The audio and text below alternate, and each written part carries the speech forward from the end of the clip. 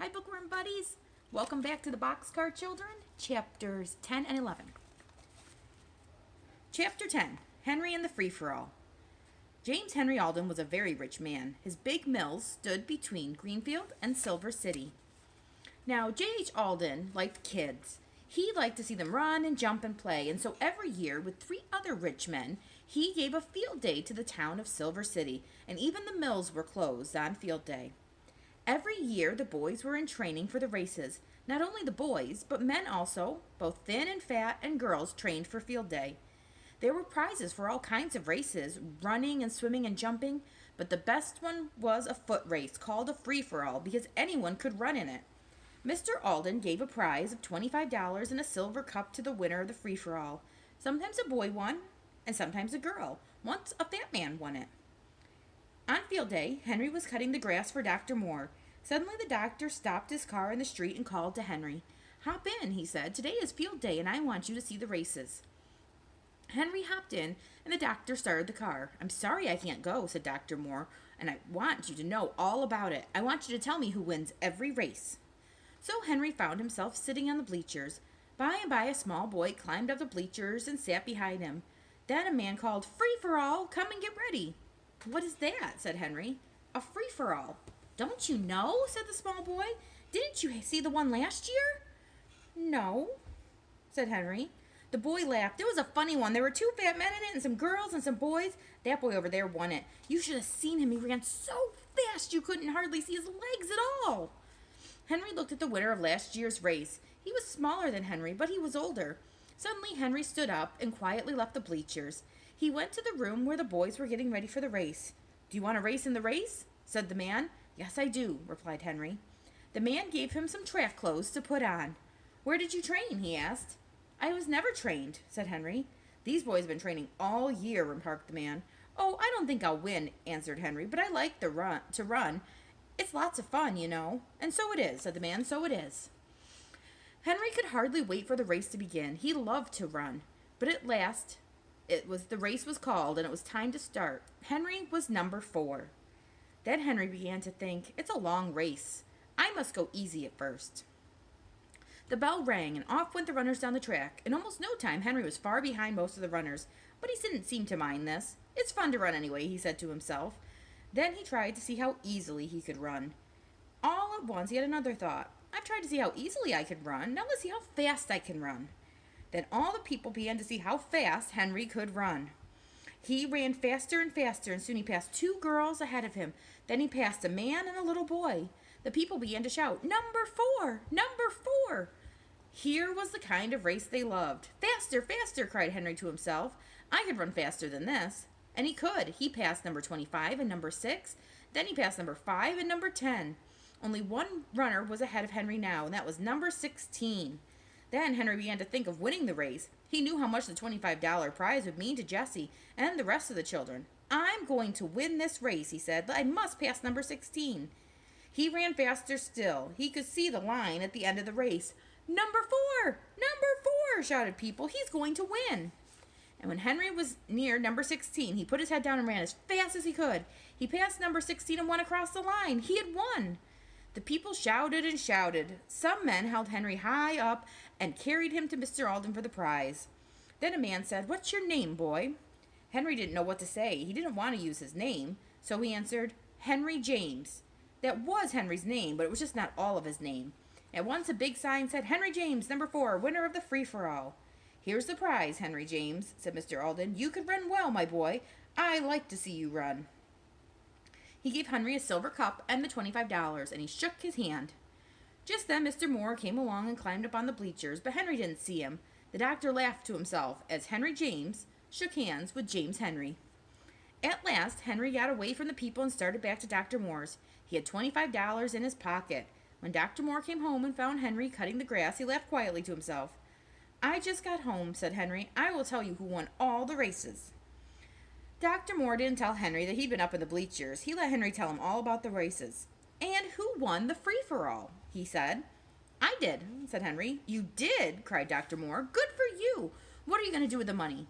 "I'm going to give it to Jessie," said Henry. "That's good," said the doctor again. When Henry arrived at the boxcar with the $25, he found dinner ready. Jessie had boiled the rest of the vegetables and put butter on top. The children began to eat, but hungry as they were, they stopped when Henry had told them about the race and showed them the silver cup. They were so excited that they couldn't eat. "You won the race, Henry," said Jessie. "Oh, I'm so glad." "You can run fast, Henry," said Benny. "I'm glad you won the race, too." He looked at the silver cup. "I said my name was Henry James," said Henry. "That's right," said Jessie. "So it is. You didn't have to change it." "Are we rich now, Henry?" said Benny. "No, not very," said Henry, laughing. "By the way, I bought something for supper." Jessie looked at the bag. There were some fat brown potatoes in it. "Oh, I know how to cook these," cried Jessie happily. "They will be good. You just wait." "I can't wait," said Henry, laughing, and then he went back to work. After dinner, Benny began to play around with the dog. "Benny," Jessie said suddenly, as she hung her dish towels to dry, "it's high time you learned to read." "No," said Benny. "No school today." Jessie laughed. "No," she said, "you can't go to school, but I can help you. I wish I had a book." "We could make a book," said Violet. "We have the papers left from bundles." "So we could," said Jessie. "But what could we use to mark the words?" "We could use a burnt stick out of the fire," said Jessie. Said Violet. So Jessie put a end of a long stick into the fire and burnt it black. Then she used the burnt end to make words. "Won't Henry be glad when he finds out Benny can read?" said Violet. Benny didn't want to learn to read, but he liked to watch the girls make the book. Jessie wrote the word "see me" in the book. She said to Benny, but he couldn't tell "see" from "me." "Don't you see, Benny?" said Jessie. "This one has an S, it says 'see,' and this one has an M, and it says 'me.'" But Benny did not see. "That's too hard for me," he said. "I'll tell you, Jessie," said Violet at last. "Let's make 'see' on one paper and 'me' on the other. That's the way they do it in school. Then have him point to 'see.'" The girls did this. They called Benny, and Jessie showed him again very carefully the word that said "see." Then he put the two words down on the ground. "Now, Benny, point to 'see,'" said Jessie. Benny looked at the two words. He could not tell, but Watch barked and put his paw on "see." Now, Watch didn't know one word from the other, but Benny thought he did. Was he going to let the dog get ahead of him? Not Benny. He looked at the words and learned them all at once. "Good old Watch," said Jessie. "It isn't hard at all," said Benny. "Is it, Watch?" Before supper, Benny could read, "See me. See me run. I can run. Can you run?" "Good boy," said Jessie. "Now I must get supper." The children started up the fire and washed the potatoes in the brook. Then Jessie put wet papers around them and put them in the fire under the hot stones. "Are we going to burn them up, Jessie?" said Benny. "Oh, no, Benny. You wait and see." When Henry came home, he found Jessie rolling the potatoes out of the fire. They were very black. "Oh, did you burn them up?" said Henry. "No, indeed," said Jessie. "Come and see." She gave 3 black potatoes to each one. "They're very hot," said Violet. "Look out. Open them up and spoon out the potato. Then put butter on top and some salt. I'll get Benny's out." "Well, how are they?" "Oh," said Benny, "they're delicious." "What did I tell you? Have some milk," said Jessie. "Milk and potatoes is a very good supper," said Henry. "I can read," remarked Benny. "What?" said Henry. "Yes, he can," said Violet. "He learned this afternoon. Go get your book, Benny." Benny liked to read now. "It's not hard," he said. "Watch can read too." "Oh, can he?" said Henry. "Let's see. Watch is too tired now," said Benny. "I'll read to you." Benny read out his new book. "Good old Benny," said Henry. "Time for bed. You must be all tired out from that work, and I'm tired too." Chapter 11. The Doctor Takes a Hand. The days went by happily for the Boxcar children. They found more treasures in the dump, and Henry worked every day for Dr. Moore. One noon, Henry came home with some new stockings for Benny. Benny was very happy about them and made everyone admire them. When Jessie looked at the new stockings, she had a happy thought.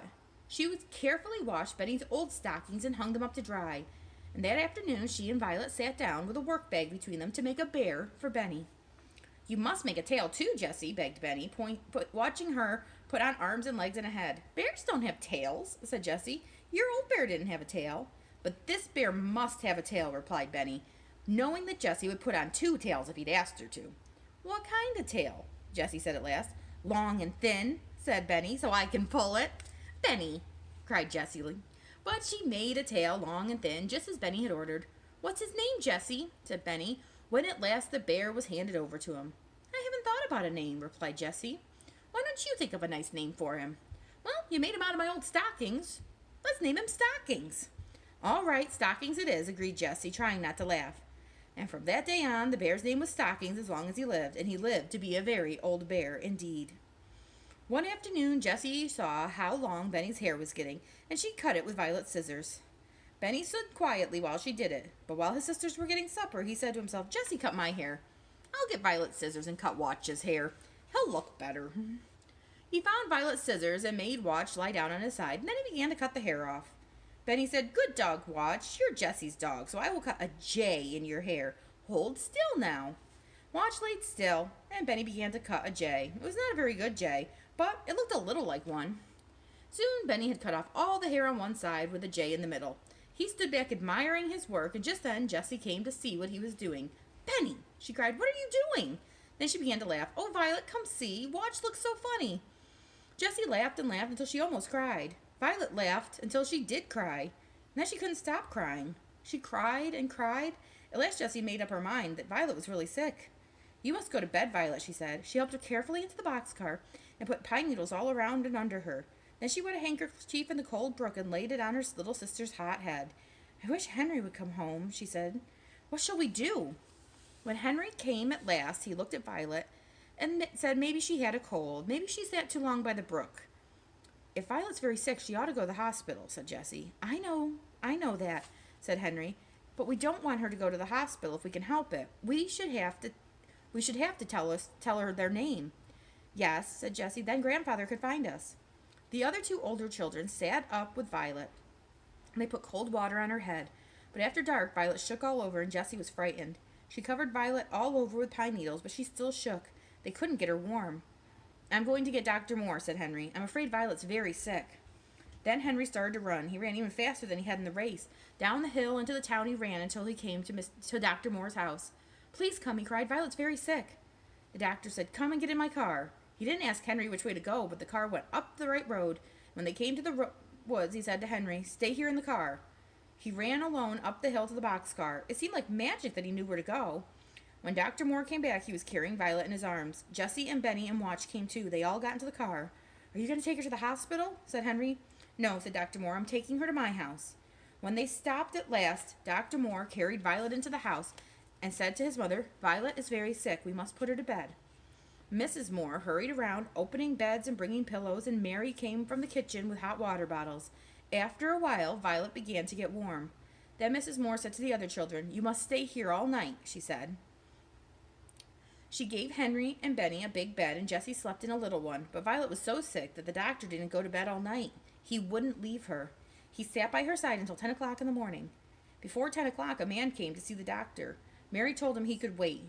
So he sat down in the living room, and soon Benny came in. "Where is the doctor?" asked the man crossly. "He's up in Violet's room," answered Benny. "This means $5,000 to him if he will come down," said the man. "Oh, he can't come now," said Benny. "What do you mean, boy?" asked the man. "What is he doing?" "He's taking care of my sister Violet," said Benny. "She's very sick." "And you mean he won't leave her even if I give him $5,000? asked the man. "Yes," answered Benny. "That's what I mean." Then the man said, "You see, I've lost a little boy, and I think the doctor knows where he is. My little boy is just about as old as you." "Well, if you don't find him, maybe you can have me," remarked Benny. "I like you." "You do," cried the man. "Come and get up in my lap." Benny climbed into the man's lap. "Have you got a dog?" he asked. "No," said the man. "He's dead now. But you can see him in my watch. Here it is." Benny looked at the dog. "He looks like a very good dog," he said. "I have a dog, too. His name is Watch." Just then, Watch came in with Dr. Moore. "Good morning," said Dr. Moore. "Benny, you can go and play with Watch." Benny ran out, and the man said, "Dr. Moore, where are my grandchildren?" "That little boy is one of them," said Dr. Moore quietly. "That beautiful little boy?" said the man. "Yes," said Dr. Moore. "They're all good children, but they are afraid of you. They're afraid you will find them." "How do you know that?" said the man. "They've changed their name," said the doctor. He looked at the man in a strange way. "That big boy changed his name on field day. You saw him then." "I saw him." "What did he change his name to?" asked the man. "Henry James," said the doctor. "The running boy?" cried the man. "The boy who won the free-for-all? I liked that boy. So I'm his grandfather." All right, we're going to finish up the book tomorrow. Until then, bye, friends.